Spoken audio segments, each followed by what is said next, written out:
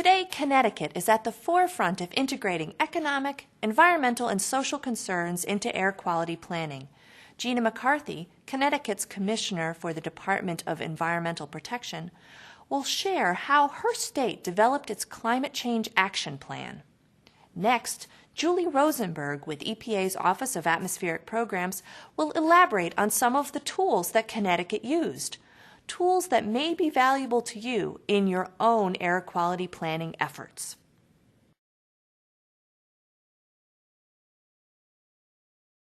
You know, the state of Connecticut really became engaged in climate efforts back in 2001.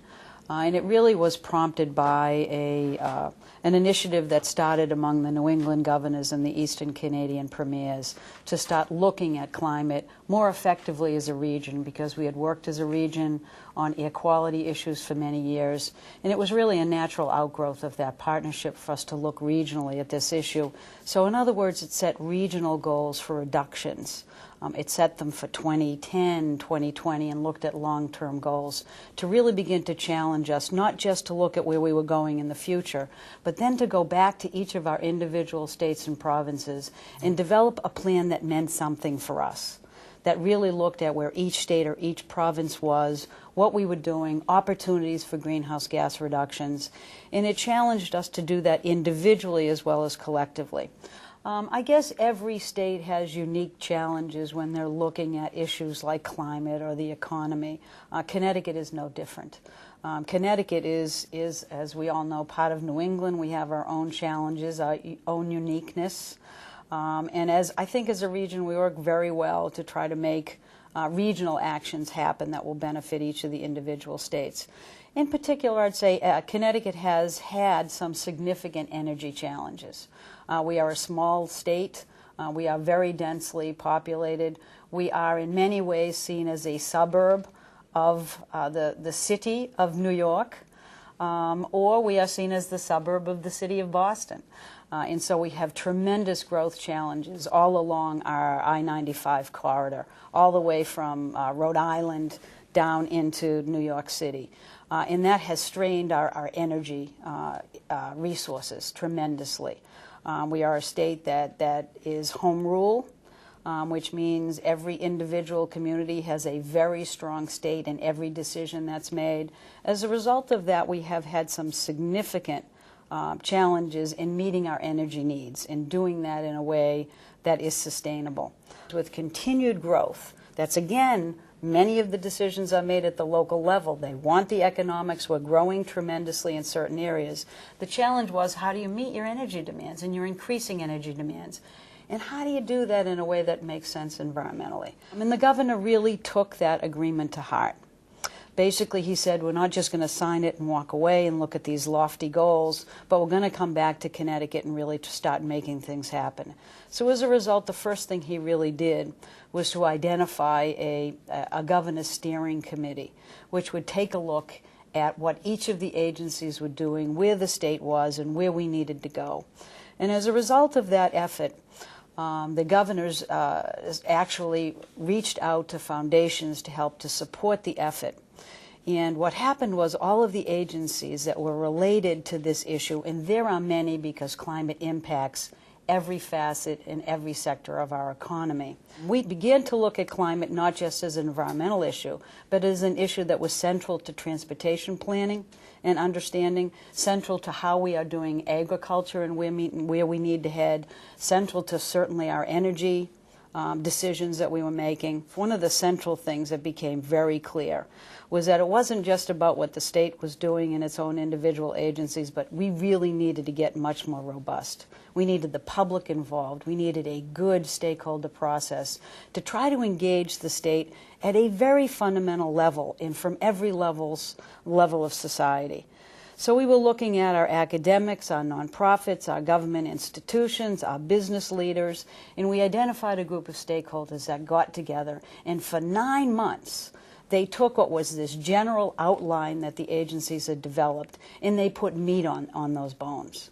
They basically said, we can find ways, a number of ways of actions that can be taken in the state that wouldn't just be good in terms of reducing greenhouse gas emissions, but they could be central components to a new economic development strategy, a new transportation strategy, a new way of doing business that would not just achieve those greenhouse gas reductions, but would also achieve a multitude of other goals, not just public health goals, agricultural goals, energy-saving goals. So the stakeholder process concluded with a report to this Governor's Steering Committee. And the Governor's Steering Committee evaluated that report. We hired actually consultants during this process. We worked with EPA extensively to help with our modeling, to look at what are the impacts of each action items that had been recommended. There were 55 action items recommended by the stakeholder group. Now, the work we did with EPA in particular, I thought was invaluable. Because when you look at each of these action items, you look at what can they get you in terms of greenhouse gas reductions. But sometimes the more compelling case is, what else can they get you? Because when you go to the legislature, there'll be individual representatives or senators. Some will care about the climate issues, others not so much. So if you can then take that model and start talking about the public health impacts, you will engage a larger audience in getting their support for all of the actions that you're taking. If you then can begin to talk about economics, is what other cost savings will result from this, then you get an even larger receptive audience for the actions that you want to take. We worked with EPA to pilot their COBRA model, which looked at what are the public health impacts, and then that fed into a larger REMI model, which looked at there are other impacts in other sectors, like economic impacts that can result from the action items that were recommended.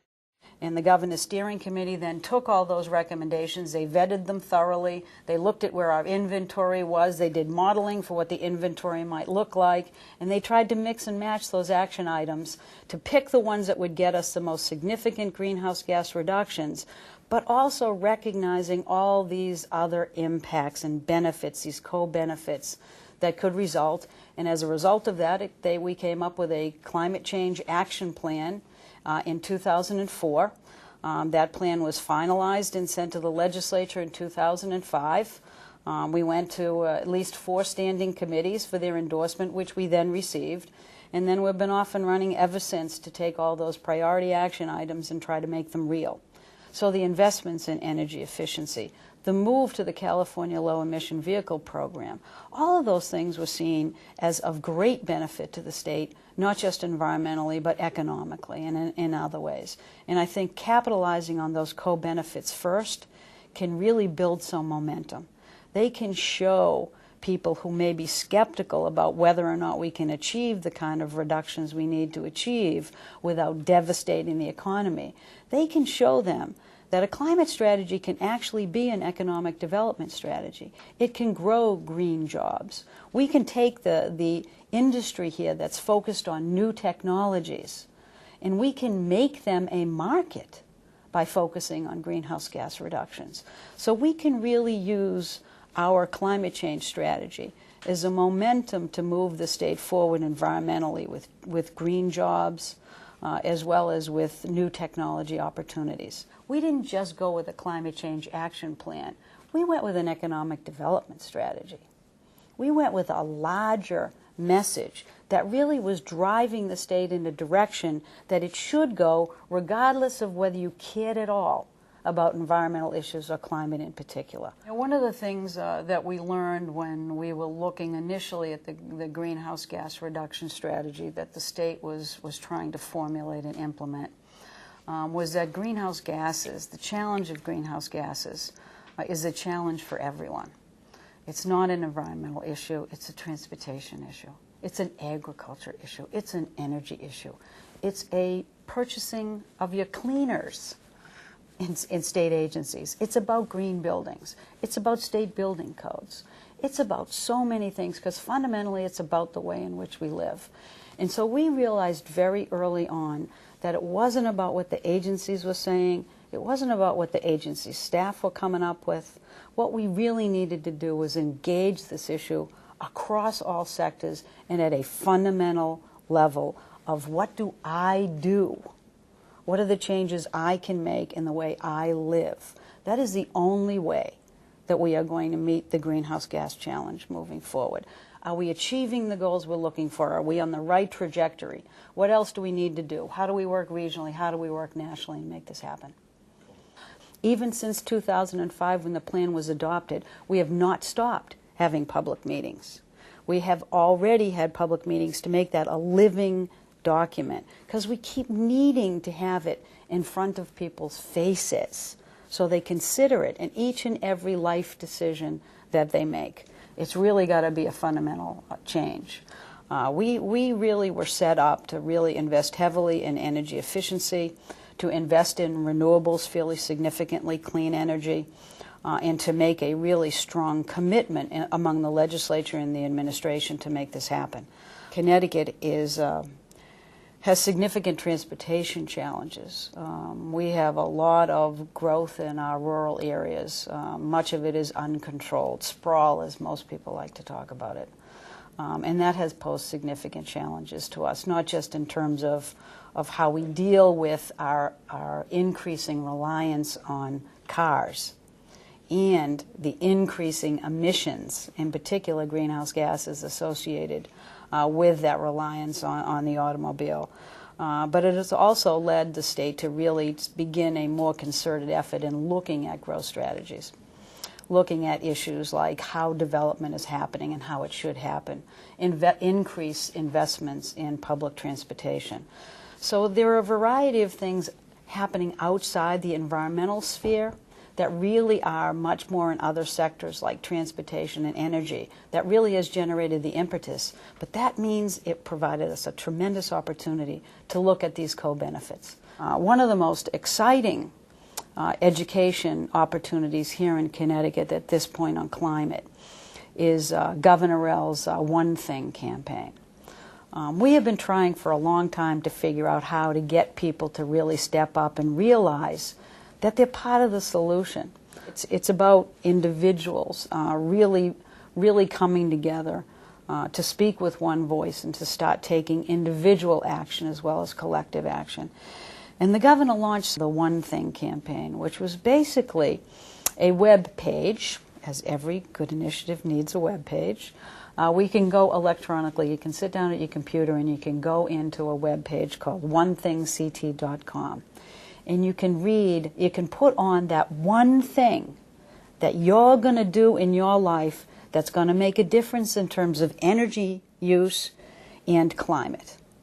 And you can read what everybody else's one thing is, so that people get a sense that they're not powerless on this issue. Climate isn't an issue they need to be afraid of as much as it's an issue that they need to tackle. And they need to tackle it individually as well as collectively. And they can do so many things. And if you go to that webpage, it's alive with ideas. And it gives every individual a sense that they are powerful. They can change things. Just look at it. If everybody does one thing, look at collectively the billions of things that are going to happen and the impact that that could have. And very recently we have gone through an exercise where if you say what you're doing, like I'll shut off my light bulbs every night, we have worked with a consultant that has developed a tool on that web page so that we will tell you just how much greenhouse gas reductions that should average for you. So you can know what you're doing not only in terms of how I'm saving energy and money, but you can see how what you do can have an impact on carbon reductions. That's the kind of education that we need, the kind of education that turns knowledge into action. And that's what that website is all about. We need people to take ownership at every level, not just as individuals, but as government agencies and entities. For many years, I think the environmental agencies have taken very seriously our charge to look at the economics of what we do. Now I need the economic agencies to take very seriously to look at the environmental consequences of what they do. So it's a question of not just getting people together, but who's going to be the next leader. And so it is a bridge we have not yet crossed. Even though we meet all the time, I chair it, My staff pushes. I want to be pushed. I want to be the recipient of the next best idea on climate. And that's a challenge, I think, for all of us. It's a significant challenge. EPA has designed our tools to help states maximize the value of their policy investments. Every state is going to be interested in environment, energy, economics. Every state is. The different options that are available to them vary based on, geographic factors and economic factors. And there's definitely the options that they're going to want to pursue are going to vary based on their economy and their location. We really look for the synergies across the different policy options. And as we worked with Connecticut, we were able to realize that we needed to develop what we ended up calling a framework for assessing these multiple benefits. So we were able to put together sort of an outline of a process for identifying the energy and the environmental and the economic options, and think about what are some of the inventory tools, the forecasting tools, and the policy analysis tools that all come together into that framework package that we have then been able to use as we've worked with other states as well. With the state greenhouse gas inventory and projection tool, states have a handle on their criteria air pollutants, but if they want to develop climate change strategies, they need to know what their greenhouse gas profile is. So they can use this tool that we developed that is very straightforward, and that any state that's done a greenhouse gas inventory, which is almost every state in the U.S., has used in some fashion or another. And at the end of the inventory, then you have a handle on where your major sources are, and that helps you prioritize your reductions. In Connecticut, for example, it was very clear that 90% of their CO2 emissions come from fossil fuel generation. So what they did was they used our co-benefits tool, the COBRA tool. And what the COBRA tool does is it enables states to very quickly and easily assess the health benefits from the air pollution reductions that they would get from these strategies. So states can then put in different policies, like increasing renewables, for example, and then calculate the health benefits from that include reduced incidence of asthma, other respiratory problems, reduced work days lost as a result of this, and other health-related factors. And COBRA then also quantifies those benefits into economic values. So this enables a state to sort of beef up the benefit side of their cost-benefit analysis by actually having quantified the economic value of the health benefits from the air pollution reductions. So with COBRA, for example, what we found for Connecticut was that we were able to say that not only does their investment in energy efficiency pay off, it actually pays off even more than they thought it would. So traditionally, they had assessed that for every dollar they invested in their energy efficiency programs, they were getting a $3 return, which is that's a nice return. When they used COBRA, they discovered that by adding in the health value of the air pollution reduced through the efficiency programs, they actually are getting an additional 25% savings, which is just a very different take on the value of these programs that are good for everybody.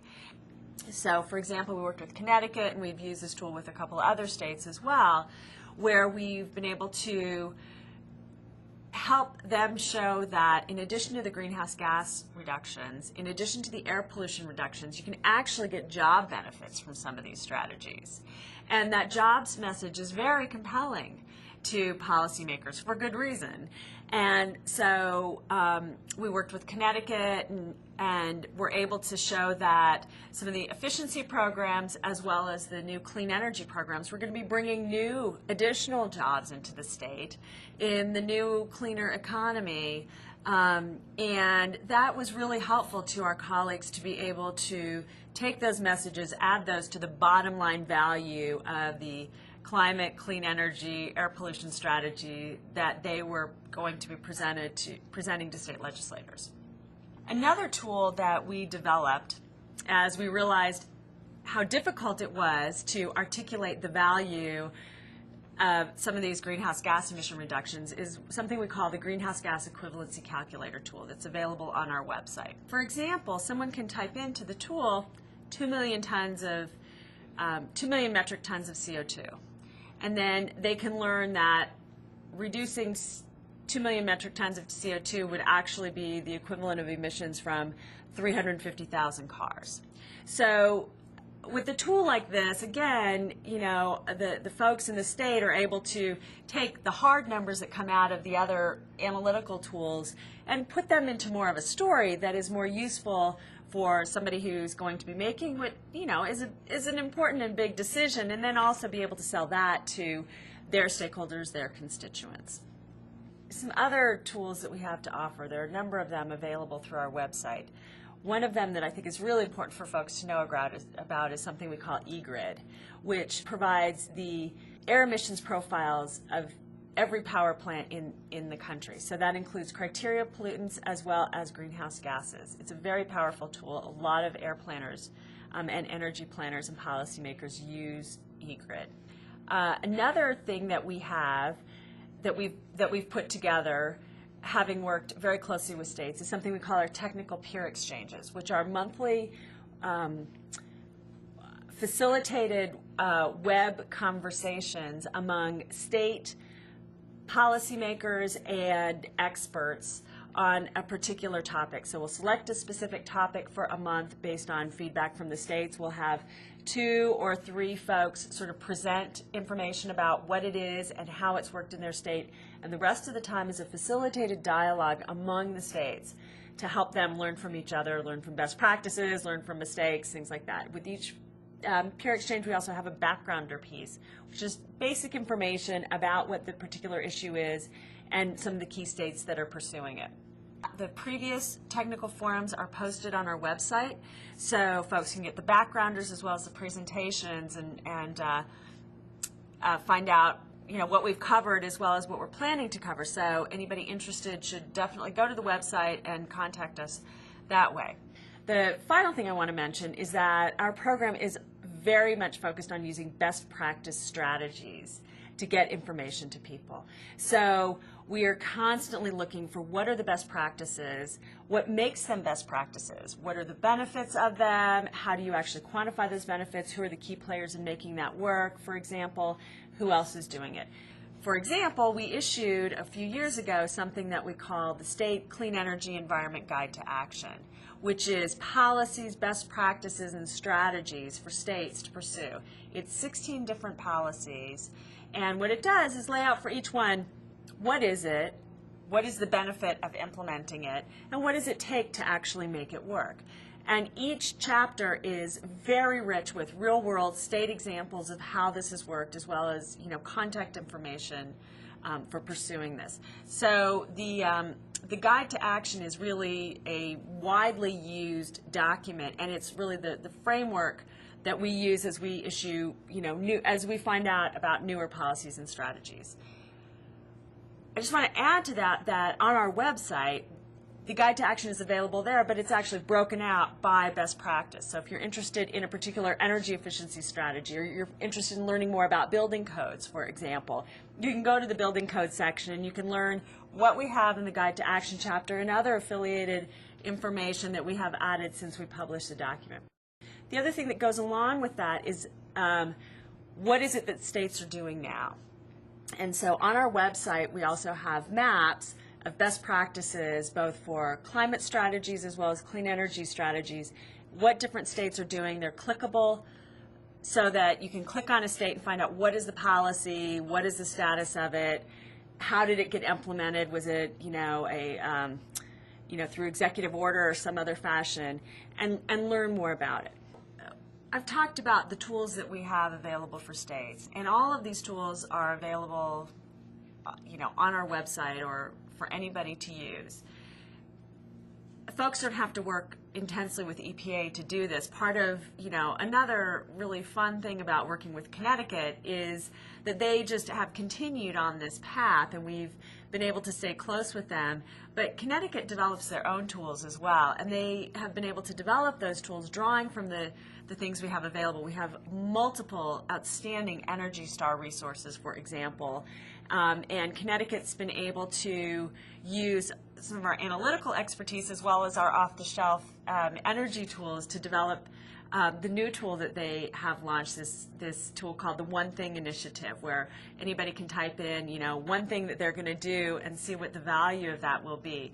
And so there are different ways of using our tools, I guess is the point. You can either use them, directly, or you can have them factor into other tools that the state might want to develop. So I just want to wrap up by encouraging folks to come to our website, see if there are resources there that are going to be helpful for them. If they have further questions or they want some assistance, they absolutely can get in touch with us as well.